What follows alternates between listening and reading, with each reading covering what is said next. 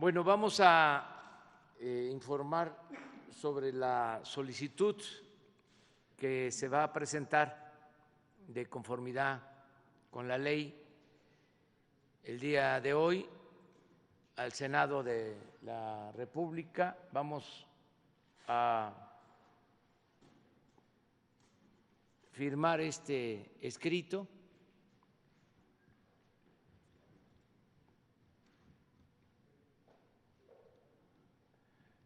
Lo vamos a entregar, por eso me acompaña el consejero jurídico Julio Scherer Ibarra. Se va a entregar hoy a las 11 de la mañana al Senado. Vamos a entregar este documento, me informa el consejero jurídico que ya estableció comunicación con los representantes del Senado, tanto con el presidente del Senado como con Ricardo Monreal, que es el coordinador de los grupos parlamentarios en el Senado, y van a recibir este escrito. Quiero comentarles que es muy satisfactorio el que un grupo de ciudadanos haya tomado también la iniciativa de recoger las firmas para solicitar esta consulta. La información que tengo es de que sí van hoy a tener las firmas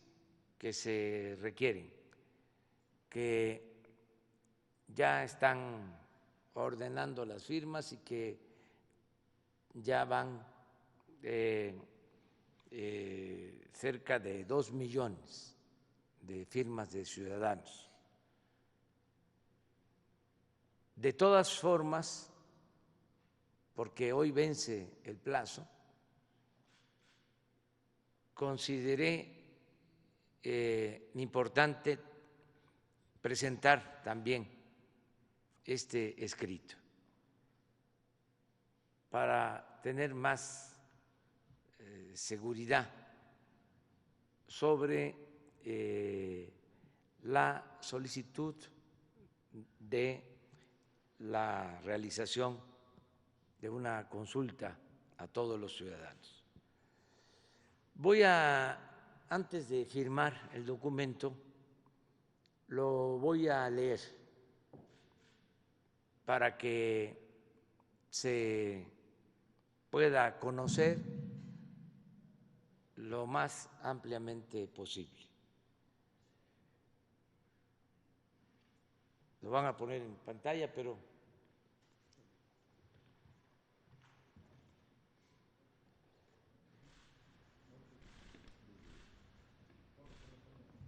lo voy leyendo aquí.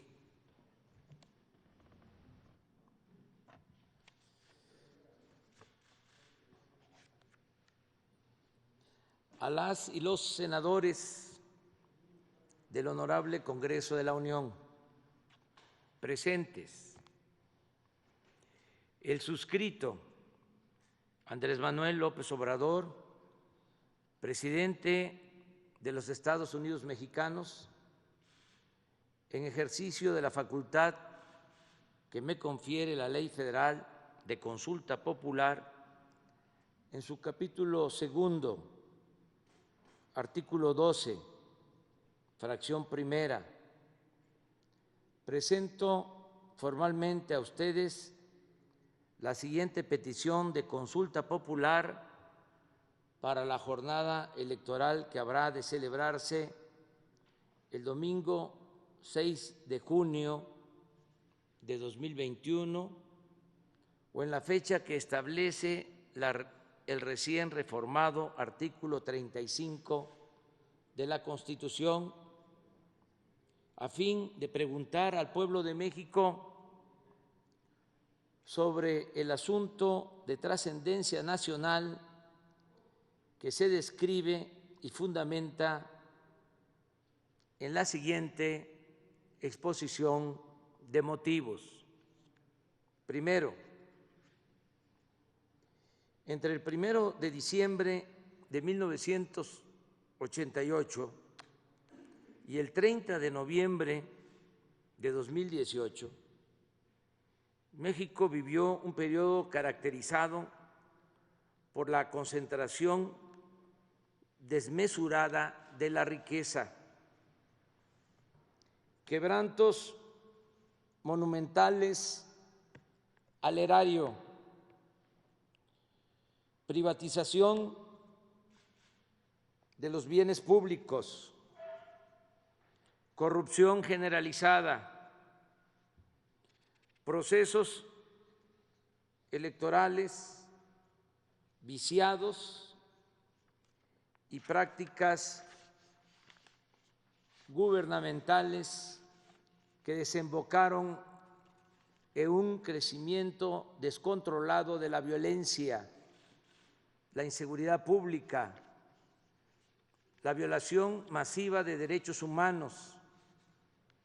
la impunidad como norma y el quebrantamiento del Estado de Derecho en extensas zonas del territorio nacional. Esa etapa trágica de la vida del país se denomina periodo neoliberal o neoporfirista. Segundo, los males señalados en el párrafo anterior no ocurrieron de manera fortuita, sino que fueron consecuencia de la aplicación durante 5 sexenios de un modelo político y económico elitista, antidemocrático, antinacional y antipopular. Las más altas esferas del poder público y específicamente quienes ejercieron la titularidad del Poder Ejecutivo dieron fe en innumerables ocasiones, tanto de palabra como en los hechos, de su adhesión a las políticas privatizadoras, su determinación de privilegiar a los grandes poderes económicos y de su empecinamiento en estrategias de seguridad violentas, inhumanas y contraproducentes. En suma, los desastres humanos, sociales y nacionales sufridos por el país durante esos 30 años fueron resultado de una suma de actos voluntarios y racionales por parte de quienes lo gobernaron en ese lapso. Tercero, el neoliberalismo gobernante se tradujo en la pérdida de centenares de miles de vidas, en decenas de miles de desapariciones, en la conculcación de derechos políticos y sociales, en el crecimiento de la pobreza, la desigualdad,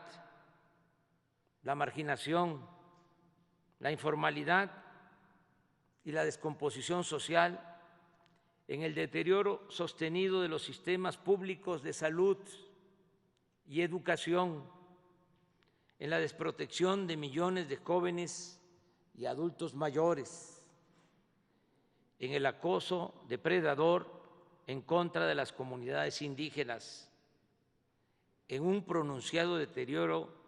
de las instituciones, en la pérdida de soberanía y en la devastación de las industrias petrolera y eléctrica,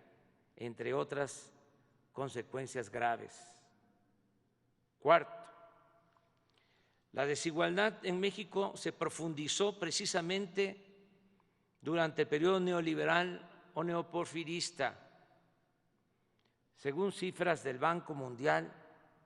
y de la Organización para la Cooperación y el Desarrollo Económico, OCDE, fue en el sexenio de Carlos Salinas de Gortari cuando crecieron más en nuestro país las diferencias económicas y sociales entre ricos y pobres. Y no es casual que al mismo tiempo se entregó a particulares nacionales o extranjeros una cantidad sin precedentes de bienes públicos. Un dato: en julio de 1988, cuando Salinas fue impuesto mediante un fraude electoral, en la lista de la revista Forbes, en la cual figuran las personas más ricas del mundo, solo aparecía una familia mexicana, la de los Garza Sada, con $2,000 millones. Pero al finalizar aquel sexenio, ya estaban incorporados a ese listado otros 24 mexicanos que poseían en conjunto más de $44,000 millones. Casi todos ellos habían sido beneficiados con empresas, minas y bancos que antes eran propiedad de los mexicanos. Luego de estar colocado en 1988 en el lugar 26 entre los países del mundo con más multimillonarios, en 1994 México escaló al cuarto sitio, solo por debajo de Estados Unidos, Japón y Alemania. Quinto, el presidente Ernesto Zedillo continuó las políticas privatizadoras de su antecesor y las llevó hasta sus últimas consecuencias. Privatizó bienes nacionales como los ferrocarriles, pero además adjudicó al conjunto de los mexicanos deudas privadas por un monto de 552,000 millones de pesos en el marco del llamado rescate bancario de 1998. A la fecha, aunque el país ha pagado a los bancos 700,000 millones de pesos por bonos del FOAPROA, esa deuda pública asciende a cerca de 2 billones y no terminará de saldarse sino hasta el año 2070. Sexto, Vicente Fox Quesada llegó a Los Pinos como resultado del anhelo social de alcanzar la democracia y la alternancia. Sin embargo, cuando se acercaba el final de su gestión, intervino indebida e ilegalmente en el proceso electoral a fin de impedir el triunfo de la oposición. Tal intromisión no solo fue reconocida en el fallo con el que el Tribunal Electoral del Poder Judicial de la Federación legalizó el turbio proceso electoral de 2006, sino que el propio Fox, quien al año siguiente, en una entrevista con Telemundo, admitió, cito, que era importante detener a López Obrador, y en 2010 se jactó, cito, de haber cargado los dados del proceso electoral. De esa forma traicionó el mandato democrático al que se debía y los principios mismos de la democracia. Séptimo, desde el inicio de su sexenio, Felipe Calderón Hinojosa embarcó al país en una estrategia militar supuestamente orientada a combatir el narcotráfico, que exacerbó la violencia y multiplicó las zonas del territorio nacional bajo control de las bandas delictivas, pese a las innumerables y conocidas advertencias de que tal política habría de resultar contraproducente y terriblemente costosa para México. Lo más grave, colaboradores suyos y periodistas independientes le señalaron los indicios de que su secretario de Seguridad Pública, Genaro García Luna, era cómplice de una de las facciones del narcotráfico, pero el gobernante no hizo absolutamente nada. A la luz de la detención y el enjuiciamiento de García Luna en Estados Unidos, la actitud de Calderón solo puede explicarse como fruto de una extremada irresponsabilidad o de complicidad activa o pasiva con la delincuencia organizada. Octavo, la irrupción de grandes cantidades de dinero de procedencia desconocida en la campaña presidencial de Enrique Peña Nieto fue señalada desde 2012 sin que ello tuviera consecuencias legales o llevara al Tribunal Electoral a anular la elección, como en ese tiempo desde la oposición formalmente lo exigimos. Sin embargo, declaraciones recientes de Emilio Lozoya Austin, director general de Pemex durante el sexenio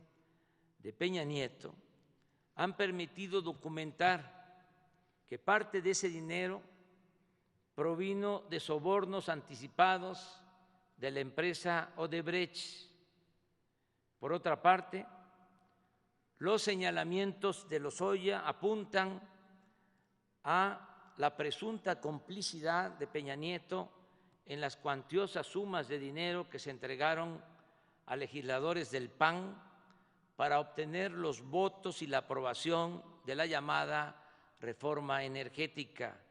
así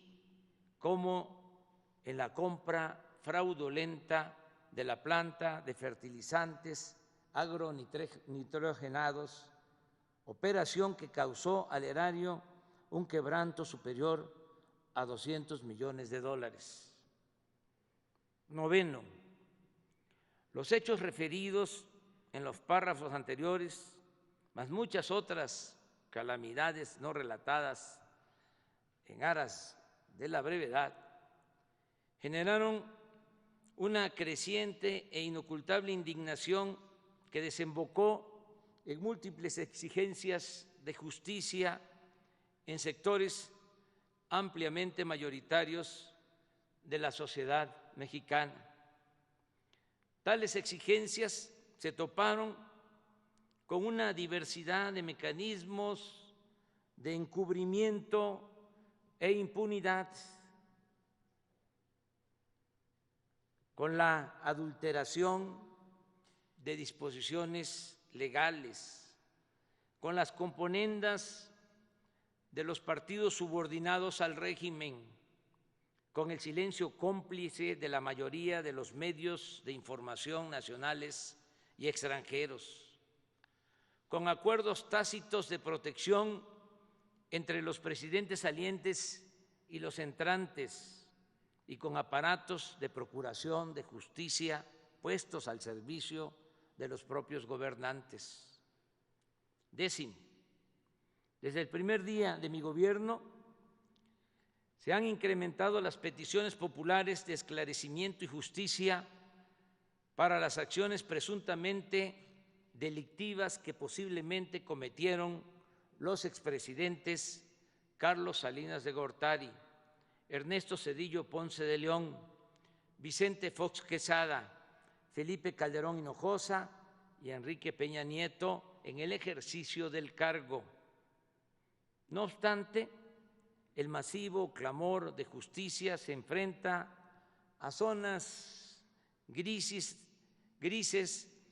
del marco legal, como las limitaciones que establece el artículo 108 constitucional en curso de modificación para actuar penalmente en contra de un presidente en funciones, o como la consideración de delitos imprescriptibles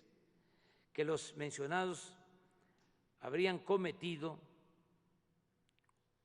o habían podido cometer en el ejercicio de la presidencia. 11, el país se encuentra en este punto, en una situación en la que una demanda social mayoritaria carece de un cauce institucional nítido y de una vía clara de expresión en las leyes vigentes, y en las que es ineludible que el Estado emprenda un proceso de esclarecimiento a este respecto.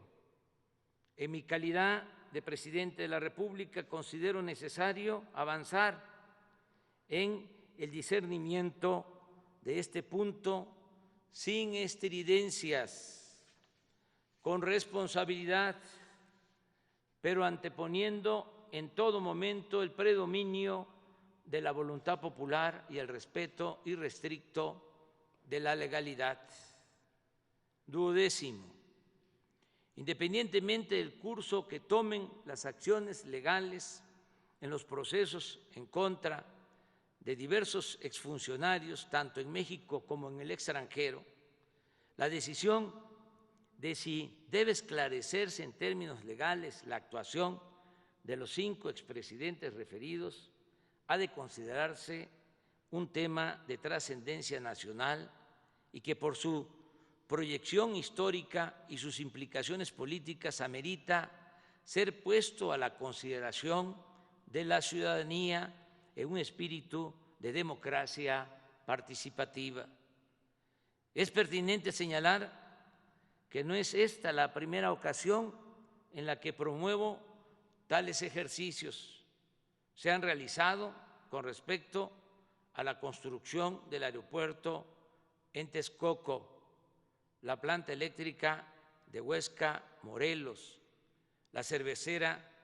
de Mexicali y el Tren Maya, y he promovido la inclusión en la Carta Magna de las consultas regulares de revocación de mandato. 13, en mi toma de posesión, consciente de la relevancia y las implicaciones de juzgar penalmente a quienes ejercieron la presidencia,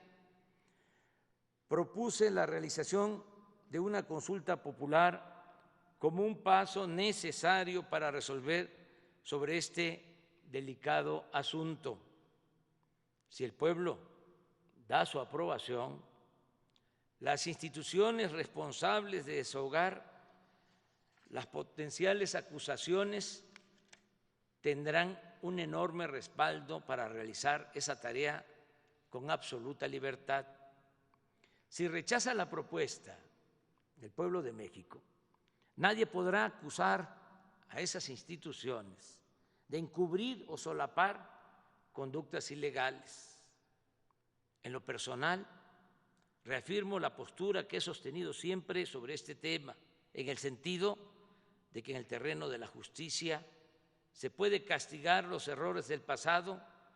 pero lo fundamental es evitar los delitos del porvenir.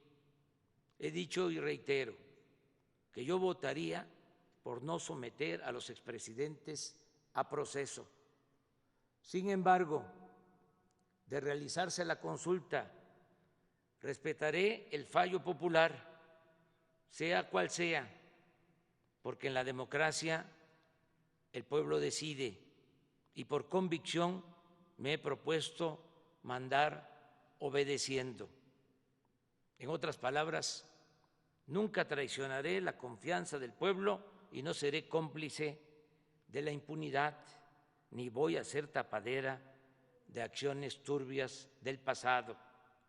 pero tampoco pretendo impulsar represalias contra nadie, porque como lo he afirmado en numerosas ocasiones, no es mi fuerte la venganza. 14. El ejercicio de la consulta popular sobre la viabilidad de iniciar procesos legales en contra de los expresidentes es en sí mismo un precedente necesario para prevenir la repetición de conductas indebidas en el ejercicio del poder y un deslinde con respecto a la impunidad y encubrimiento que caracterizó a los gobiernos neoliberales, una forma de despejar la ambigüedad legal que ha imperado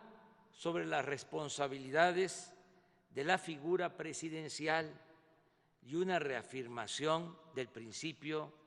de soberanía popular contenido en el artículo 39 de nuestra Constitución Política. 15. La presente petición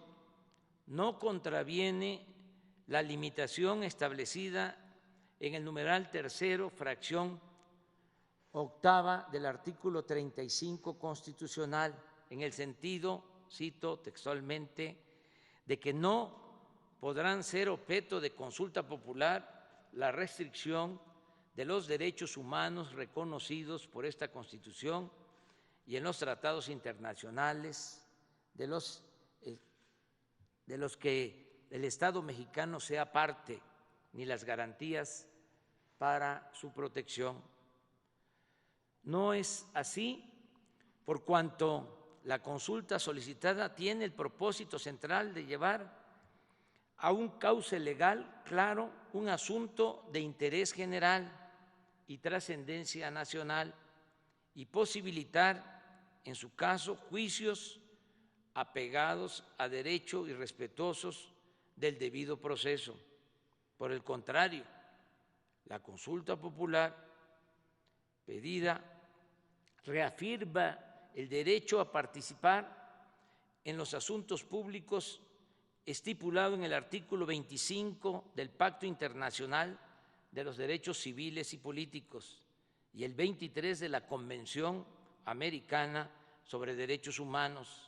y reafirma el derecho a la justicia plasmado en el artículo 17 de la Constitución Política de los Estados Unidos Mexicanos. 16. El tema que motiva la presente petición de consulta popular repercute en todo el territorio nacional e involucra al conjunto de la población en términos del artículo 6 de la Ley Federal de Consulta Popular, al estar involucrados sus intereses e instituciones y dado que los hechos que la originan revisten por sí mismos una importancia y gravedad tal que es preciso someterlos a este mecanismo de participación ciudadana. En consecuencia, y en cumplimiento a la fracción tercera del artículo 21 de la Ley Federal de Consulta Popular, propongo la siguiente pregunta. ¿Está de acuerdo o no con que las autoridades competentes, con apego a las leyes y procedimientos aplicables, investiguen